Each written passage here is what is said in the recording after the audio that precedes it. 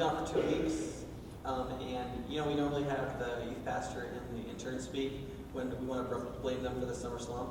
So thanks, guys. Right?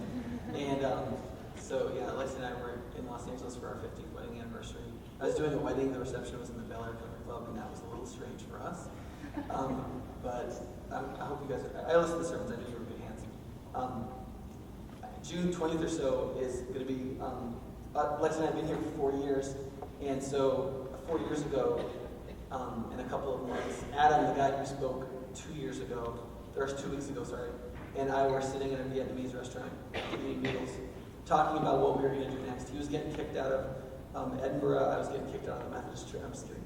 I was getting ready to leave Lynn Haven, and he had just come to the idea that he was going to plant a church in Boston because it was just the toughest place in America he could think of, and he's a bit of a hard charger. And so we talked about that for a while, and then we talked about me, and he was like, what are you going to do? And I was like, well, I haven't narrowed down. I'm either going to do a PhD in theology so that I can be a pastor in a city that is both academic and secular, so that I can try to build a church and live out and preach out how to be Christian in the midst of all those assumptions, in the midst of all those things. And I said, the other is I'm kind of in a canvassing process with a church that's thinking about inviting me to do that without a PhD or further training. They're nuts. They're going to realize it at some point and not hire me. And so I'm probably do that. But I am really thinking about that. That was a high point in their 8-month interview process. So they were very thorough and still so you might as well hire someone. So anyhow, there was this point in the conversation where I brought up this book, and this is my pre-PhD senior pastor book, where I made notes and notes and notes about secular thought structures and how the structures of society cause us to believe certain things and when explicit arguments aren't made, media systems and how they function, and what ways of talking about theology are most helpful, and what are the biggest questions secular people have, and in what ways we create answers for that, all those kinds of things. And there's one point where Adam said, he's like, I know that's your PhD book, but he's like, what you're writing down is your theology of how to lead the church in a secular city. And he said, if you go to Duke, it's going to be 5 years before you get a PhD. You're going to use all your 30s to do that. It sounds like you ought to just do what's in your heart to do. You ought to just go do it. And sometimes you have that moment with friends. It's funny, Adam and I don't even know each other all that well, right? He's a friend, I support him, he supported me, but he's just like, and sometimes somebody will have to say that to you. They have to say, listen, there's something in your heart to do, there's something that God has put in front of you to do, and you need to just do it. And one of the reasons that ends up being important for a lot of us is because that's really not how we generally function. Because the way I function is, I function tactically. I look at all of my resources. I look at all of the possible situations I could be in, all the variables, all the knowns and the unknowns, and then I create a methodology by which I will succeed. That's how I live my life. That's how most of you live your life. Some of you are free spirits, and I hope you marry well. I'm just kidding. Living on that is Charlie's fine. That's a joke. That was probably too close, too snarky, sorry. Anyhow, but in our culture, there's this very strong sense of management in therapy. There's the way we manage our internal psychological lives, how we are therapists for ourselves. And then there's us managing our lives, taking our resources and tactically creating methodologies by which we will succeed. And here's the problem with that. The problem with that is, in and of itself, it can be perfectly fine. In fact, all of us have to do that. But there's a point at which it becomes idolatry, and there's a point at which it is not at all what it means to follow God. There's a point at which you have to listen to God saying the explicit statement that's in Zechariah 4. Not by might, not by power, but by my Spirit, says the Lord. It's probably the most famous verse in the book of Zechariah. And we have to get through our heads the idea that God does not mainly accomplish things merely by how good a tactician we are, but he accomplishes things by his Spirit. And so In theory, that could be an enormously helpful thing to be like, oh, God accomplishes things by His Spirit. That's a very simple sentence. There's no and in it. It's not a tripartite sentence. It's just very simple. It's like, God accomplishes things by His Spirit. It's also entirely vague, right? It's completely vague because by His Spirit could mean anything, right?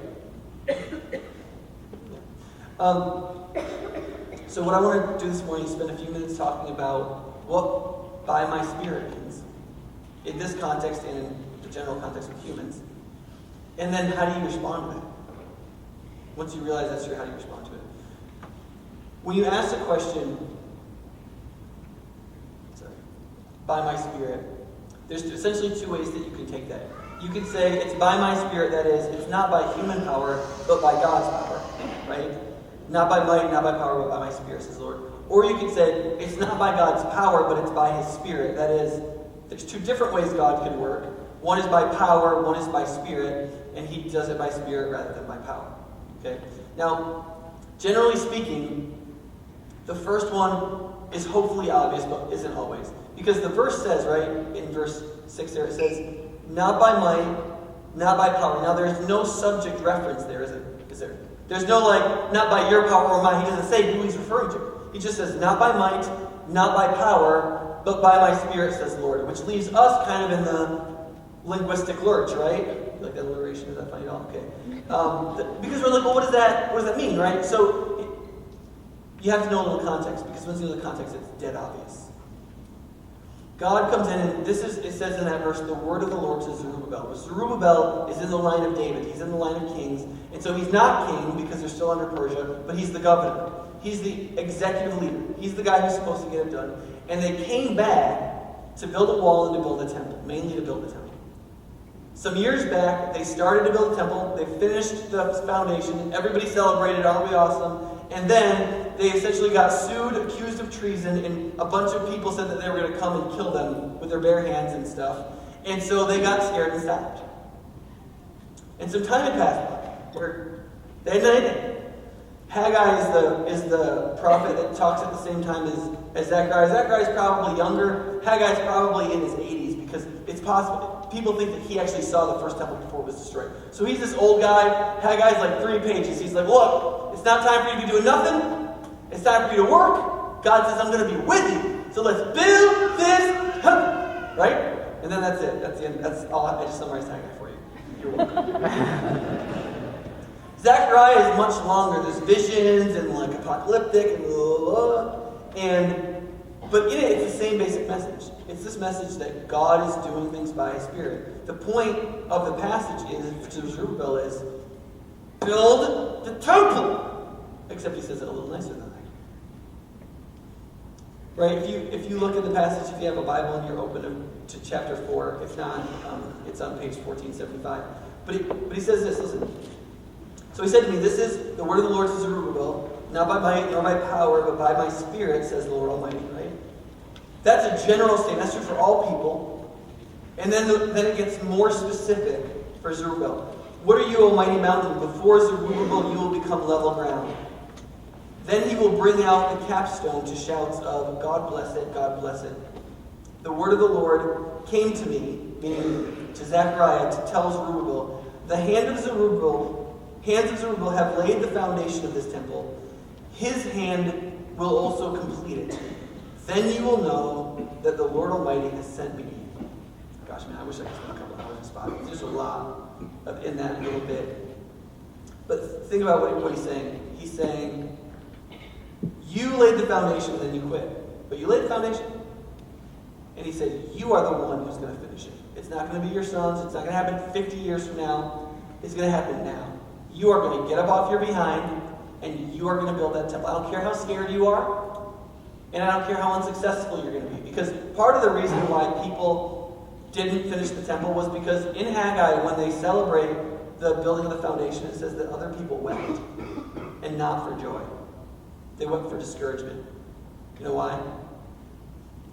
Because you can usually tell by the time they pour the concrete how nice the house is going to be. And Solomon's temple, the one that got destroyed, was one of the wonders of the ancient world. Everything was made out of gold. Imported woods. I mean, it was hot. And this temple was clearly not going to be. It was cobbled together rocks. It was relatively poor craftsmanship. This was not the artistic apex of Jewish culture in any sense of the word. And by the time they had the foundation done, people were looking at it, and some people were like, "Yeah, we finished it!" That was everybody who was young. And didn't remember what it used to be like. But there were some old people, there were some people in their 80s that were little kids when they went into exile, and they remember walking through the city of Jerusalem and seeing this great golden temple. And it burned into their mind as little kids, and they look at this and they wept. Because they're like, we're back, but it's not going to be like it was. We're going to be lesser children of greater sires. We're going to live in the decline of our people. That's a terrible feeling. I think for the last 10 years, I know a majority of Americans have said, my life is going to be worse than my parents. It's a terrible way to think and feel. Even if tactically you think it might be true. It's very depressing. And so you see, it wasn't just fear that Zerubbabel and company were facing. It was also just discouragement at failure. Because they saw success as doing as well as the people before us. Right? And so God comes into that picture. He says, listen, you're right. That's one of the things I love about the Bible. There's just not a lot of sentimentality. I'm not a very sentimental person. If you are, that's great. I'm just not. And so in the Bible, I just love how God isn't very foofy. Like, there's places where he's very feely. He's like, when Jesus is like, Jerusalem, I wish I could gather you like a hen gathers its chicks and the little fluffy stuff there. And that's nice. That doesn't speak to me as much as when God's like, you're right. You're probably going to die. Like, my favorite Narnia character is probably, well, we're probably all going to die, but we better do it anyway. And so when God's like, he says, look, I know everything that's happened. It's a mountain, right? I mean, he's not talking about literal mountain. He's not saying, I'm going to come and destroy Mount Zion, and then in this valley I make you can build a temple. What he's saying is, the obstructions to building the temple are like a mountain. You're totally right. You're totally right. What are they before you? I'm going to make them into a plain. It's going to be easy walking. I'm going to do it. Because you can't do it. Right? And so in that sense, as you go through, and this, you can see this theme all through the Bible. I'm actually not going to read all these verses for you. But as you work through the Bible over and over and over again, God is saying, don't trust in things. Don't trust in tactics. Don't trust in power. Don't trust in being shrewd. In fact, there's lots of examples in the Bible of people trusting in their physical strength, right? People who trust in horses and chariots. But we'll trust in the name of the Lord. Meaning, I've got power, so I'm going to trust in that. But just as much are people who trust in their shrewdness. Right? There's a place in Isaiah where he says that they trusted in Egypt. He trusted in Egypt? What does that mean? It means that they were being attacked from the north. And they thought if they made a treaty to get soldiers and mercenaries from the great empire to the south, they could be saved if they were politically shrewd enough. That is, if they were thinkers. Right? You hear that, Madison? Right? We don't tend to be like, well, I can bench press, so I'll be... That's not how we normally think, right? People in Madison normally think, I got my degree, and I got all this, and I'm going to play this angle, and I'm doing that, and I'm... Either way, Scriptures over and over again, God is saying, no, trust me. I will accomplish it by my Spirit. That is, in that case, as opposed to human strength. As opposed to human action, it will be accomplished by God's action. Think about this verse in verse 6 and 9. Not by might, not by power, but by my Spirit, says the Lord Almighty. What are you, O mighty mountain? Right? Before Zerubbabel, you become level ground. Then he will bring out the capstone to shouts of God bless it, God bless it. The English Standard Version translates that shouting, grace to it, which is so much clearer. Right? What do those phrases mean? And what does the Hebrew probably say that you could translate that either way? Right? You see, sometimes I think we're not clear on what we mean by the word bless.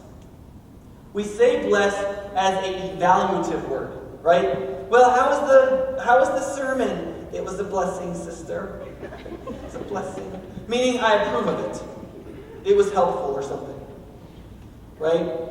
But what does the word blessing actually mean, right? Something that is blessed is something that is better than you tactically could have expected. Right? Like, If a farmer is blessed, he sowed his seeds, he expected a crop of A, and instead he got A plus F. Right? I mean, it's better. Like you try to work it all out, you try to figure out how it could work, you have this idea of what might happen, something else happens, and it is an increase on that. That is, it's a happy outcome. The word blessed just means happy, right? It's a happy outcome. But it always bears the idea of providence. That is, that it was made a happier outcome by God. I'm blessed. I'm doing better than I was technically expected. And the reason for that is because I believe God has acted on my behalf. Does that make sense? That's blessing, right? What does grace mean? Grace is the opposite of merit, right? Grace is favorability. If somebody does something for you out of favor, they just want to. There's no reason they're morally obligated to do it. They do it simply because they want to, right? To do it is good, but to not do it isn't wrong, right? That's grace.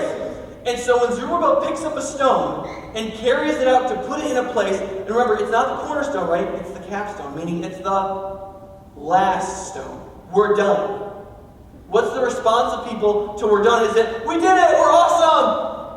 No, it's grace to it. The stone, which is part of the temple. Grace to it. That is, it's only by the favor of God that we accomplish this. That is, it's a blessing. Right? The idea is that when Zerubbabel gets past his mountain, because God is going to lay it down, and he builds the temple, it looks totally ordinary. Right? But when it finally finishes, people won't say we're awesome. They will at that point recognize it's God that's awesome. But a few verses later, God says, but the people will rejoice when they see the plumb line in Zerubbabel's hand. Right? The plumb line, that's the measuring line. That's the line that you use to put up the walls, right? That is, when somebody starts doing something again, people will already start to be happy. They will realize that there is somebody who has some guts and is willing to put themselves on the line to accomplish something morally and spiritually beautiful. They won't necessarily know it's by divine action yet, but they'll know something is happening. But by the time you lay the capstone, they will yell, God bless them. I don't know how, but somehow God was behind this. It's by God's power, not our power. The other way to take it, though, is the whole question of, is it by God's power or by His Spirit? Because you could say literally, if you want to make the contrast, you ought to say, it's not by your power, Zerubbabel, it's by my power. And there are places in the Bible where God does say it that way. So why say it this way? Why say, not by might or by power, meaning your might or power, human person, but by my Spirit? Why not just use power? And part of the reason is that point that bad? I'm just kidding. You don't have to take that on. I'm just joking. Because people who are bored something to listen to. What's the... Where? Oh, here? Okay. Why say Spirit? And part of the reason for this is that because it doesn't look like power. I mean, what if I told you, I said, listen, you believe in God, and if you follow God, you are going to experience God's power. You are going to experience it. It's going to be amazing. It's going to be powerful. And you're going to walk out of here, and it's going to be like, boom! And what would you do? You walk out of here, and you're waiting for the boom, and you come back next week, what would you tell me? Where's the stinking boom? Right? That's what you would say, right? Because that's what life is really like. That it's power in that the mountain's going to be a plane, right? Zerubbabel's going to get from A to B. But God doesn't say you're not going to get an arm lopped off while you're doing it. He doesn't say you're not going to put in the last stone one-handed, or one-eyed, or having lost 3 of your children, or lost everything that you owned and that it impoverished you. He doesn't make any promises like that. All he says is, I'm with you, go build it, it's going to work, you're going to put the capstone on and people are going to cheer, God is with us. That's all I'm promising. And for somebody who believes, that's enough. I mean, haven't you made decisions in your life where you're tallying up all the stuff? But how you make the decision really comes down to a single either or.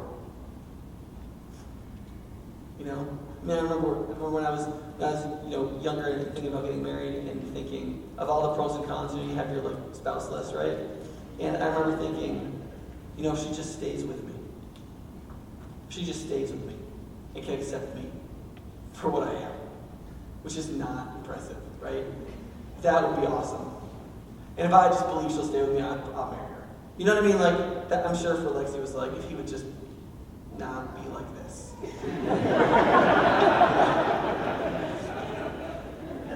But there are a lot of decisions where you can say a lot of things tactically, but it ultimately comes down to a single either or.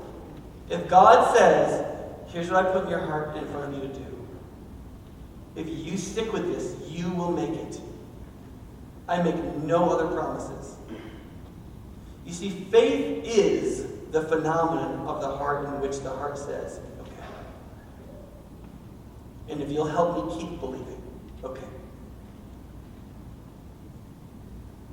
Even if your list of liabilities has 27 and the other side only has 3.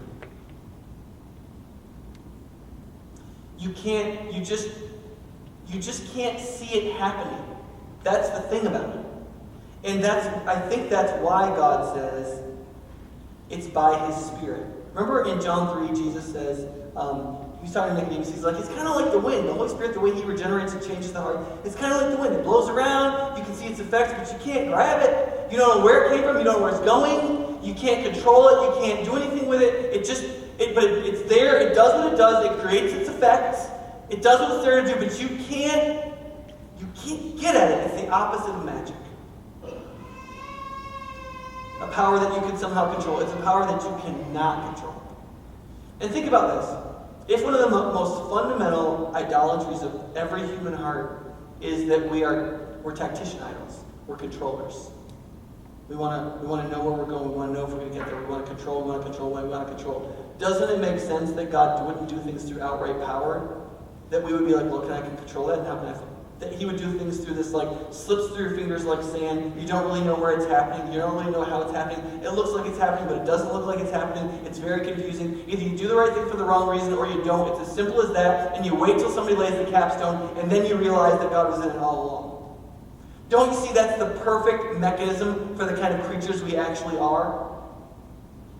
If we are the kind of idolatrous control addicts that the Bible says we are, if we choose ourselves again and again and again, if we want God to work for us, not us to live for Him, if we are always trying to control our futures, God working for the good of our futures in a way that looks like He isn't is actually the greatest possible thing to create beings of faith and trust, and to create morally strong beings. Because moral strength only comes from choosing that over your tactical options. Right? If tactically you want to do A, and morally A is good, what are you going to do? A, it's not a character issue. Right? There's no character choice there, you just do A. But when your tactical side says, if I want to get there, I got to do A. And when trusting in Jesus, you know God says B. Now that is a moral problem. And that is a question and builder of, and definer of, and revealer of who we really are. And so God, to change us and transform us and develop us and teach us, has to create piles of moments in our life where A and B are not the same direction. Whenever they're the same direction, we are not developing as people. We're not changing. We're not being transformed. We're not exhibiting faith. There's no faith. It's not that we're being unfaithful. It's just faith isn't required. It's only when they go in opposite directions where faith becomes the issue. And if what the Bible says all the way through, that God is trying to create a race of creatures that trust Him. That's what the Bible says from beginning to end. When the Son of Man returns, will He find... What's the only thing that He will be... When the Son of Man returns, will He find faith on the earth? That's what He was after. Will the creatures that I created to belong to me and be in a relationship which requires trust, will they be in a state of trust? That's all they need. Everything else God is going to provide for you in eternity. The only thing He's creating in you now is faith. Well, there's some other things related to that. But that's the heart of it. That is the white-hot center. Faith and trust in God. And so, does it make some sense that every day, every hour, over and over, you're going to have to face doubt, struggles, trials, your tactical desire, and the moral dictate of the living God are going to go in opposite directions. You're going to have to choose this one, and you're going to have to trust yourself to bless it. Think about this. If you were going to write the top 10 rules for creation, like God was like, here's a pen, you write the top 10. For how many of us would rest be in the top 10? Would it make yours? Would it make mine? Well, I sleep a lot. But most people, it wouldn't make it. What is the fundamental faith question with the Sabbath? One day a week, at least, you can't work. Well, not at least. You're supposed to work 6 days a week, and you're not supposed to work the 7th day. You're supposed to be industrious 6 days, and then you're not supposed to be for 1 day. What is the fundamental faith question about rest? In an age in which competition is so enormously fierce, and in an age where many of us make our living in eking out a tiny, infinitesimal percentage of increased efficiency, so that most of the businesses we work for survive on a less than 5% profit, right? I mean, how many of us work for any kind of company, corporation, any entity that could drop 10% and survive? Or 1/7 and make it? Very few. If you do, you're in an industry that's just started, and that profit margin will slowly decline until it's zero. That's how economics works. Or until you innovate again. And yet God looks at us and says, you leave 1/7 on the table. You're a Christian. You're going to leave 1/7 of your time on the table. You're going to let people who will work 7 days a week, you're going to let them work 1/7 more than you. And you're going to have to trust that rest is so designed into your being as a human that resting is actually in coherence with reality, and you will be blessed and better off because you obeyed. And you're going to have to believe that through God's working of His Spirit and the dictates of His providential rule, that He will get us through even though we leave 1/7 on the table. It's just a flat challenge to your faith, to your trust. Do you believe God is there? If you don't believe God is there, you'll probably believe you've got to work all the time. And you won't ever rest. You'll find a way to eke work into most days. I have a really hard time with this. Right? Same thing with money. Like, what's the Old Testament giving standard? It's 10%, right? I mean, who's going to do that? How do you keep up with the neighbors when you drop 10% right off the top? You can't do that. Unless you commit tax fraud. Right? It's an enormous handicap right out of the gates. And yet, tactics, truth, you pick. That's what faith is. Right? Not by might, not by power, but by my Spirit. Not just His power, not our power, but His means in ways which are not acceptable to us. Because here's why it's not acceptable to us. You know why it's not acceptable to us? You know this is important because I'm on the carpet now. I'm connecting with you because I'm closer. Do you feel the psychological bond?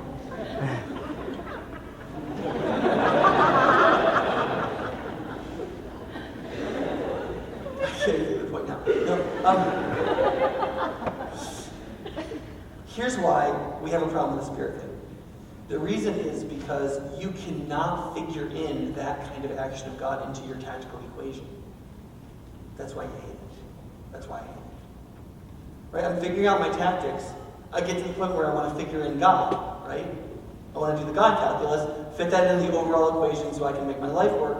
But then it turns out I call God and be like, God, I want to figure in my equation. And He's like, right? Or, and he just won't submit to that, and it's infuriating. He's like, you're just going to have to trust me and see. Because He's really not interested in having me be His friend for eternity and part of His eternal bride. The reason He loves me isn't because I'm a great tactician. He doesn't love me because of my faith either. But what He wants from me is faith.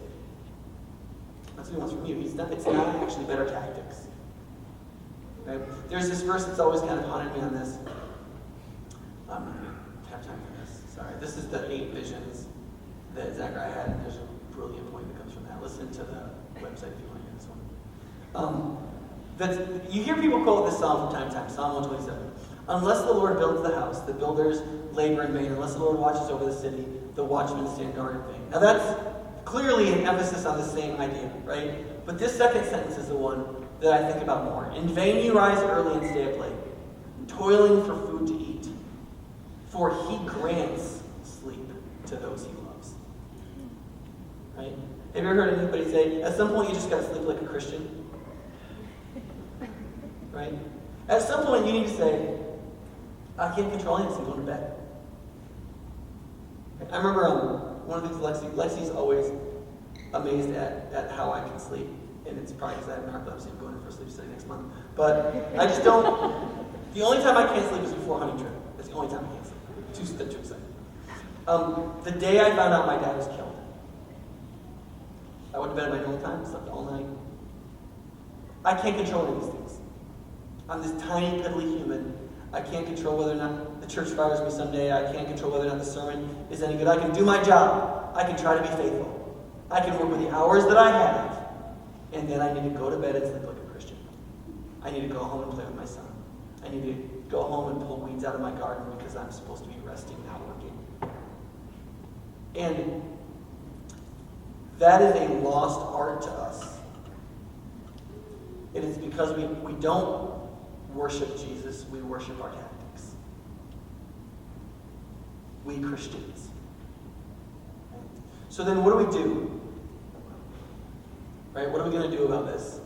How do you act? Like, if God does things by his power, and if God brings them about through the means of his Spirit, then how do we respond to that? I mean, what do? Do you just do nothing?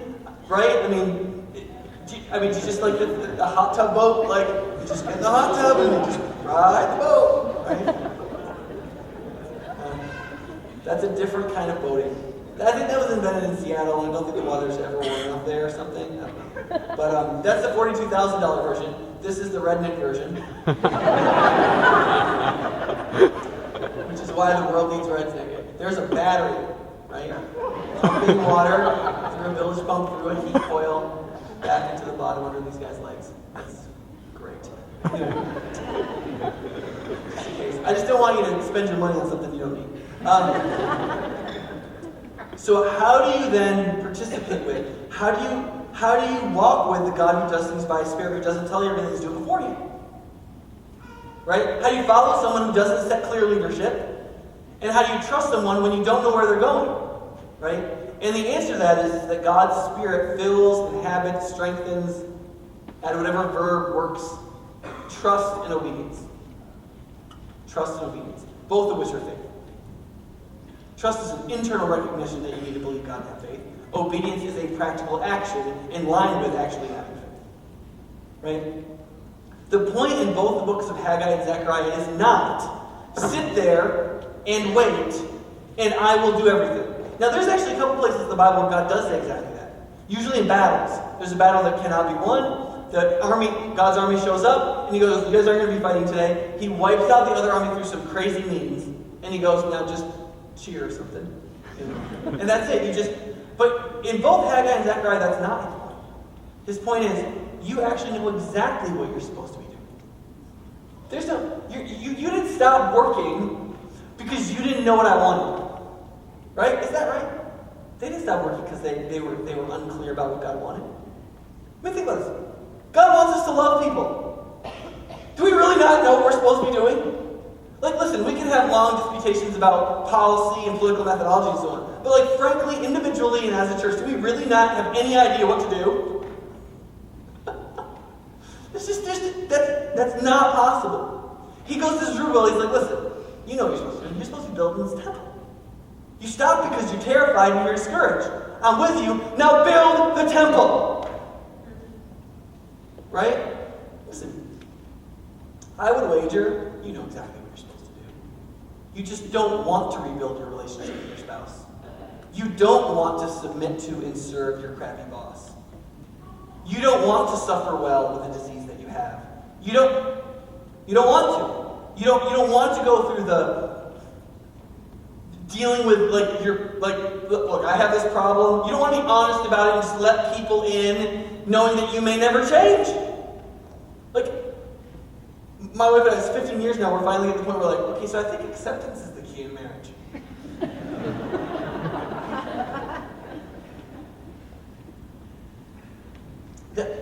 Part of the premise of God doing things by His Spirit is that you often really know a lot more than you think you do, or are willing to say you do. Some of you know I stole this from Vince Burke when he was here last year. But if God, I was at a dinner party last night where one of the guys did some stuff in finance, and he said, we talk about trillions of dollars now. I'm in finance, and I still have no stinking idea what that means. It's just such an astronomical number. Do you think that the data points in God's plan for all of creation is less complicated than a trillion data points? Right? I'm guessing it's significantly more. And so, do we really think that God should be explaining to us day in and day out what He's doing? What Vince Burke said last year when he was here, he said, listen, the only way you can get involved personally and seamlessly in an infinitely complex plan is if you do what the person in charge tells you to. Right? Have you ever tried to run any kind of large operation? I mean, some of us have never been bosses or led anything. But you start leading things, you get more than like 4 people involved, and you just can't explain everything and the dynamics of exactly why you're doing everything. You just have to be, listen, I need you to stand at that door, and when somebody walks towards it, I need you to open it for them and smile. Well, why? Right? Can you just do that? Right? And the whole thing goes, if everybody does their job, the whole thing goes seamlessly, but you can't explain everything. And most of the time, you can't even if you had time. Every piece isn't going to understand it. They're just not coming from the perspective. No. And the only way you can really be part of what God is doing by His Spirit in His providential work, how He governs in ways we don't even see, is through obedience. It's the only way you can be going in that direction and know it. You're probably not going to get weekly emails. I mean, everybody wants to have a weekly sit-down of life coaching with Jesus. Like, I get that, okay? You're not going to get that, okay? Are we agreed on that one? You're probably not going to get that. So maybe you can just do what He already told you to do, us to do, right? And we can go, oh, maybe I can do that because this infinitely complex providential plan that we want to be part of, we can only be a part of it when we obey Him. Same thing by His Spirit. What do you think His Spirit is going to bless? Right? Well, what His Spirit wants to. Which is when we trust Him and obey Him. And disobedience and distrust are always fundamentally going in the opposite direction of this.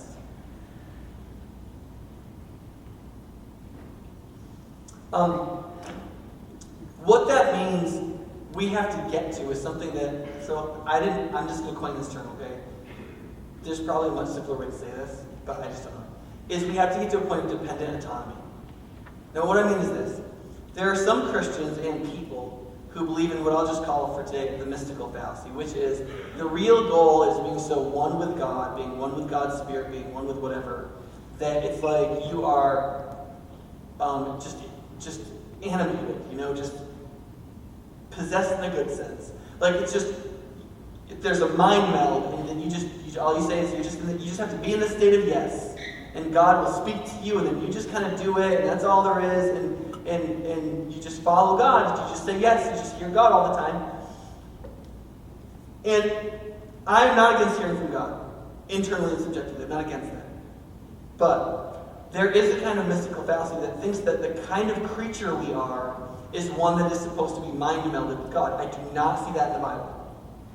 In fact, if you want to have a really short conversation, we should study all the passages in the New Testament that talk about internal leadings from God. It's a real short conversation. Okay? Now, the other side is, it's sort of the secular fallacy. There's no God to listen to. There's no... What the Bible requires of us is both.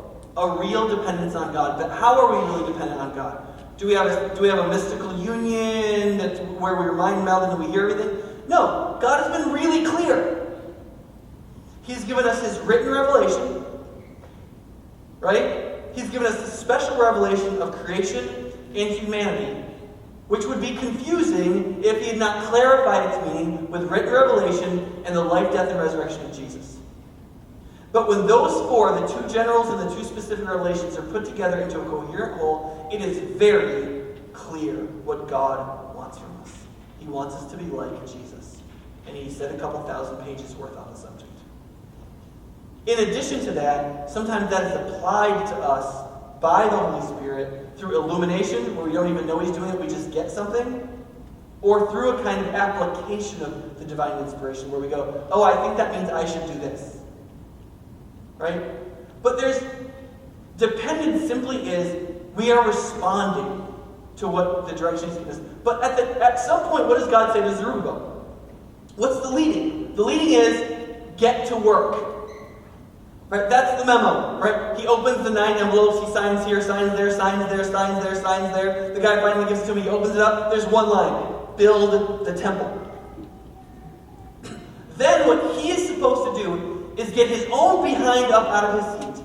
Get his sword, get his hammer, get his buddies together, get the accountants and the whatever, and figure out how they are going to build the temple. That is, they're going to have to function autonomously. You get up and you do it.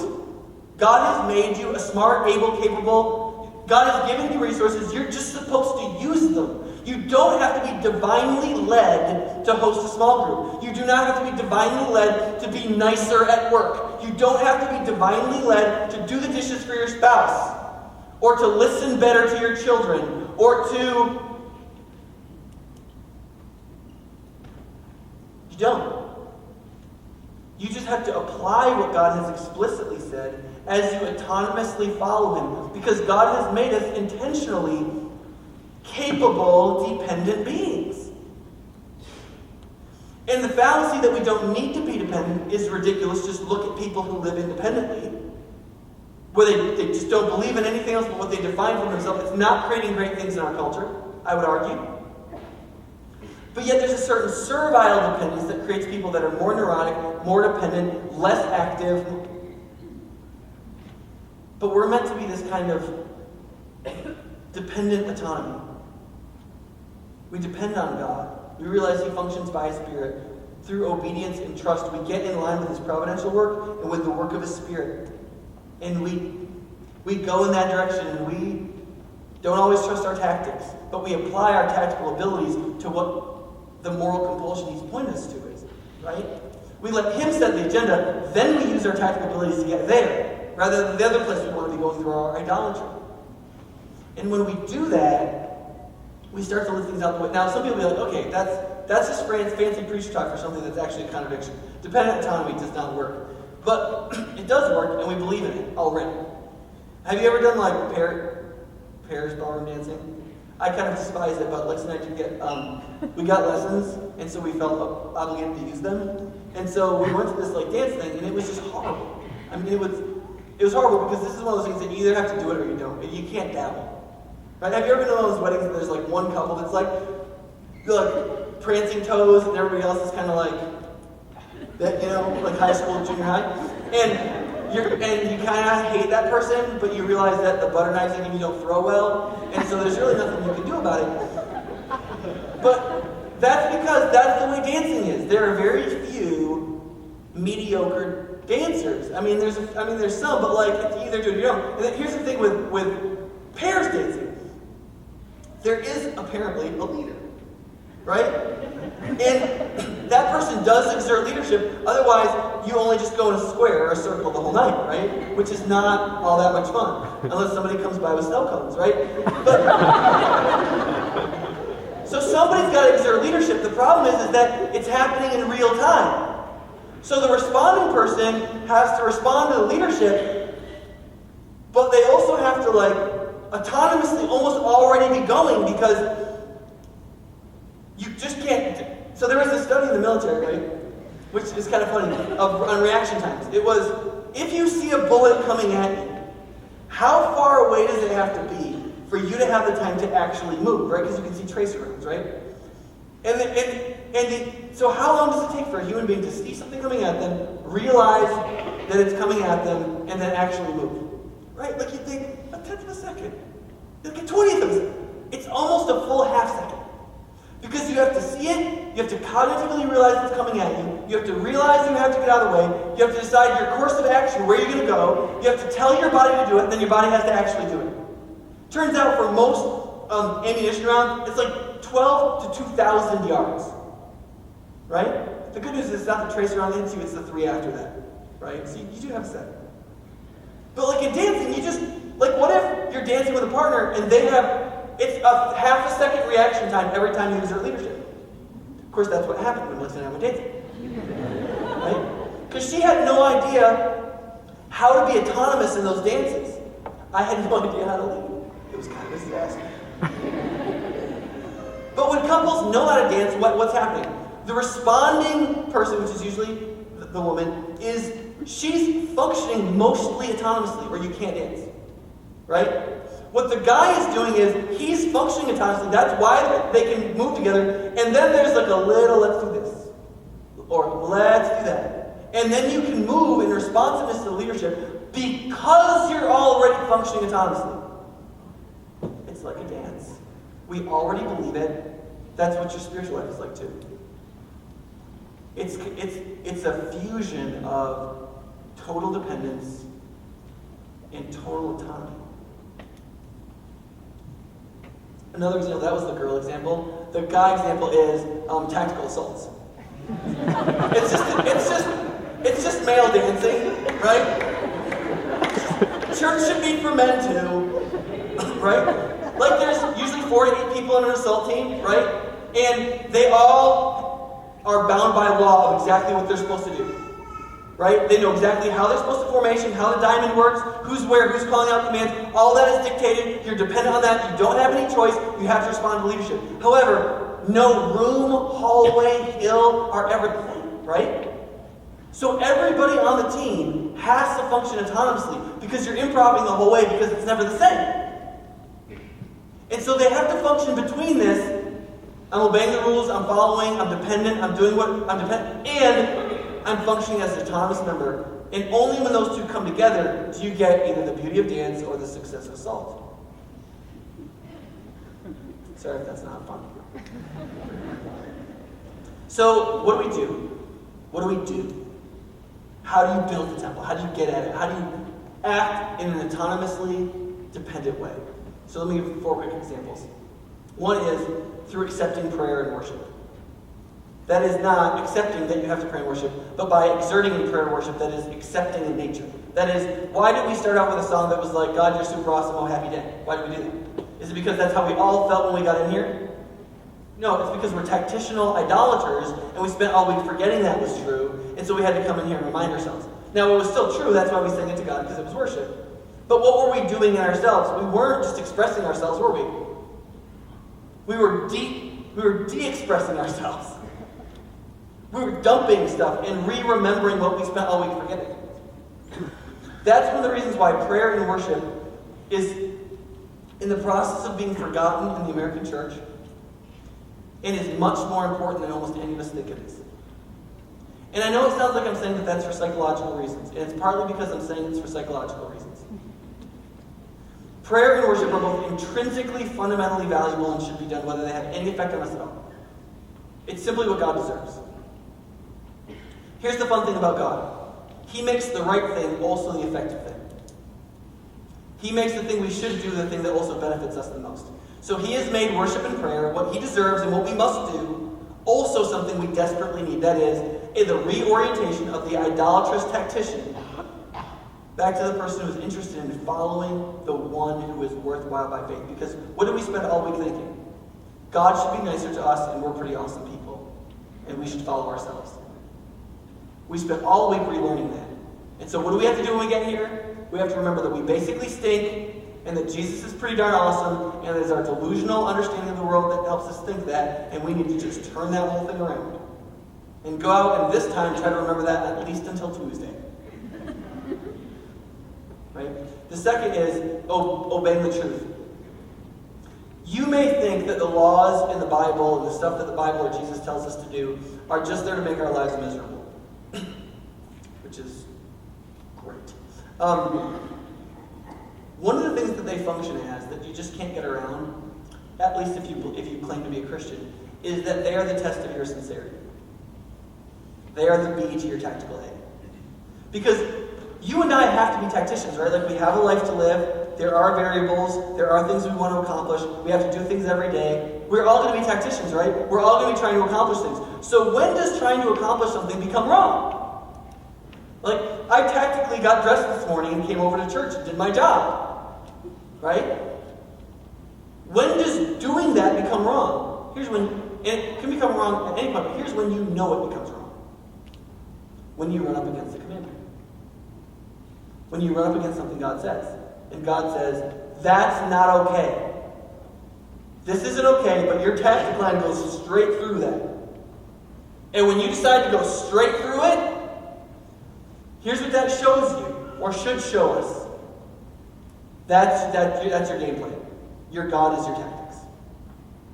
You believe in that your tactics will produce blessing for you. You believe that your tactics will lead you to happiness. You believe that your tactic, following your tactics, is what you were created to be, what you were meant to be, what you're going to do, and not what God has said.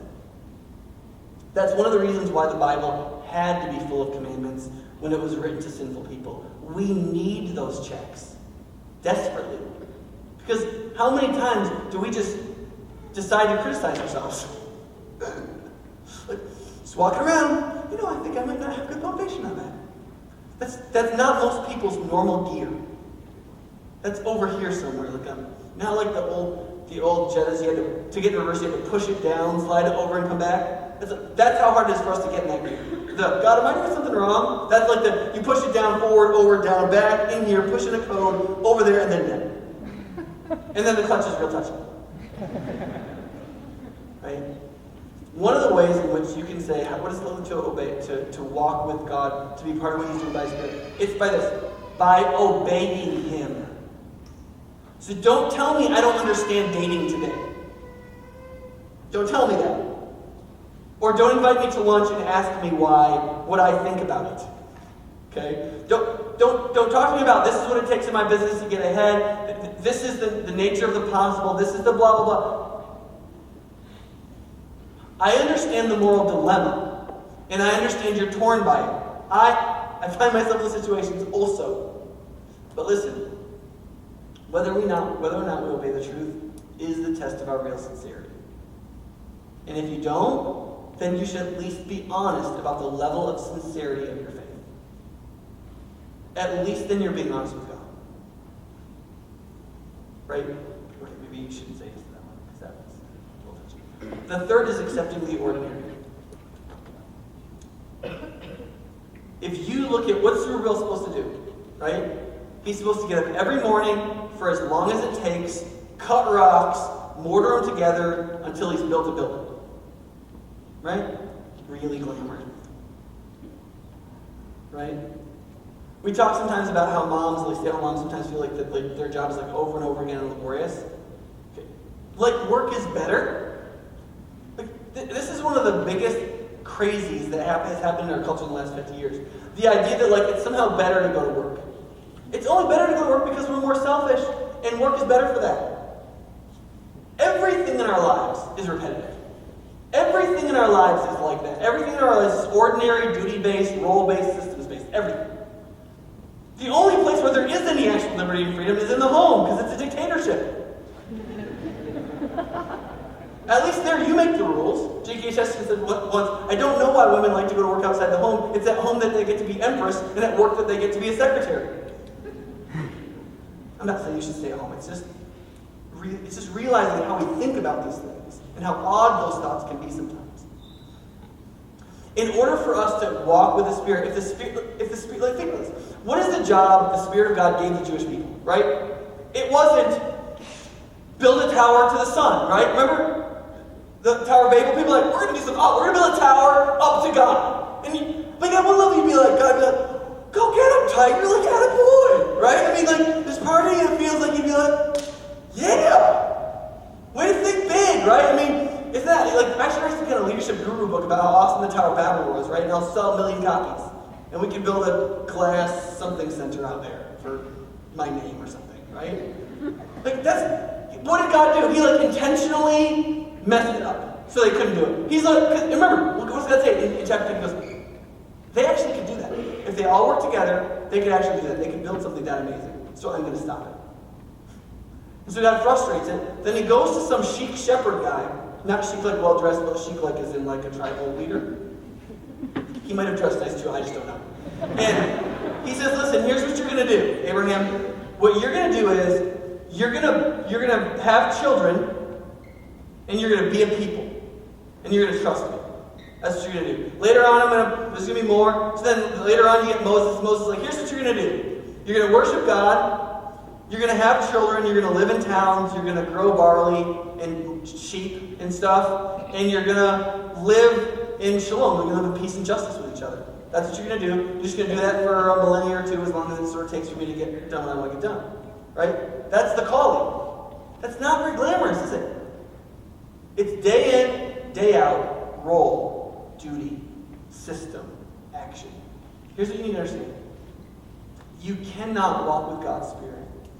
You cannot walk in His providence until you accept the fact that you need to embrace, with all the relish of leisure, all the duties and roles of your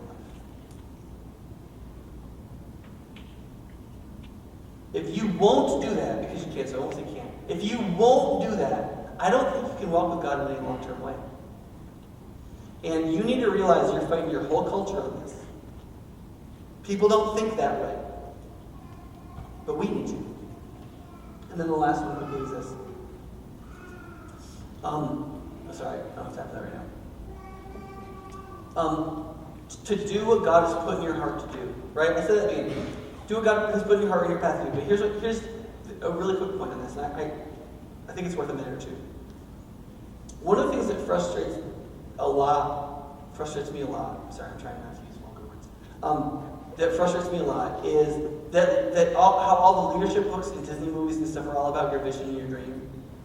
And I feel like a lot of people are living under sort of like the subtle anxiety that your dream isn't big enough, like you don't have a dream, right? I mean, in the movie Tangled, every man in the whole Thieves Guild has a dream. Latent though it is, right? But here's what we need to recognize. You don't need one. You don't need a vision, and you don't need a dream. Be free. If you don't know how you're going to lead some group of people you don't know about to drill every well in Africa that will ever be needed, that's okay. Okay? If you don't know how you're going to fix the financial system in America, if you don't know yet, how you're going to do whatever, create the first flying car, so that everybody can be better, feed the world, or create the first 2-cent aquaponics system that can feed thousands. Listen, that's okay. Because here's what you know, we need to get back to something that's just basically part of reality, but that doesn't sell books.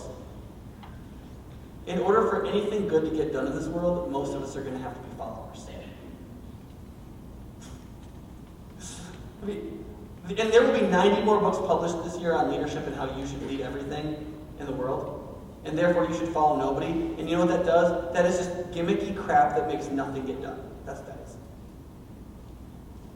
And I'm not saying you should follow me mindlessly. That's not my point. My point is that when we choose to do what God has put in our heart to do or put in front of us to do, oftentimes God has put somebody inspiring in our life or something in our life, and it said, put your hand to that because it's going to take many of you. Right? In chapter 4, there's this vision that Zechariah gets where there's these 7 lamps, and there's this bowl that feeds into them, and then these trees that feed into them. That is, probably, interpretations are questionable, Joshua and Zechariah, God is filling them with the oil of His power. That's feeding into others. That's feeding into others. And people are going to get together and help each other and work together to accomplish something great. When the people see the plumb line in Zerubbabel's hand, they're going to cheer and they're going to work. And so everyone will then build the temple together. The question of what's in your heart to do or what's before you to do may not be some kind of cockamamie scheme that Jiminy Cricket would approve of. Right? Or the latest Times bestseller leadership writer. It might just be who or what will you put your hand to with others. That's what it has to be for 75+% of us. And if we won't be humble enough to recognize that, we'll never accomplish anything. But if we recognize that God does things by His Spirit, and if we recognize that that requires us to engage in prayer and worship, to recognize that, to test our own truthfulness by obedience, to accept the ordinary, and to do what's in our heart to do, especially when that means following something worthwhile that's spiritually, morally true and beautiful, then at some point we're going to get to these places where we're going to put capstones down and everybody's going to cheer God made the same. That can happen in this church. That can happen in your life, in your family, at work. It can happen in lots of different venues. But it requires believing that God accomplishing things by His Spirit, and that it's not your tactics, but His providence and spiritual goodness that gets us there. Father, thanks for the patience of these folks. I pray that they will walk out feeling like they got something helpful. I pray, Lord, that the book of Zechariah would encourage us, that we would remember this verse in chapter 6 for a very long time, and that we would start to live like people who feel like we know that.